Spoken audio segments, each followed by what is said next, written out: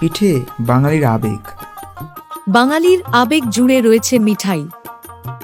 কথায় আছে, শুভ কাজ শুরু করতে হয় মিষ্টি মুখে। সেটা না হয় চিঁড়ের পুলি দিয়েই হোক। এটি তৈরি করতে সামান্য কিছু উপকরণের প্রয়োজন হয়। এই যেমন ধরুন, জলে ভেজানো কাঁচা চিড়ে, পাটালি গুড়, তেল এবং গুড়ে মাখা কোরানো নারকেল। That's it.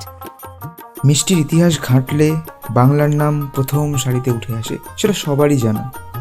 তবে পিঠের ইতিহাসে এই পিঠেটিও বাকি পিঠের থেকে কোনো অংশে কম যায় না, কি বলো? একদমই তাই। তবে শুধু পৌষ পার্বণ নয়, গোটা শীতের আমেজেও এ ধরনের ডেজার্ট বানানোর চল রয়েছে আমাদের অন্দরে। সুতরাং আর কিসের অপেক্ষা? আরে বাবা, তোমরাও সেলিব্রেট করে নাও এমন একটা সুস্বাদু ডিশ।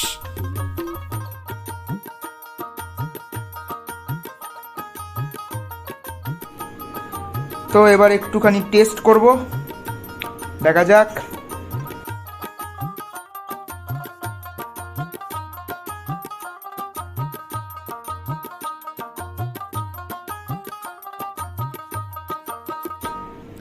পারফেক্ট।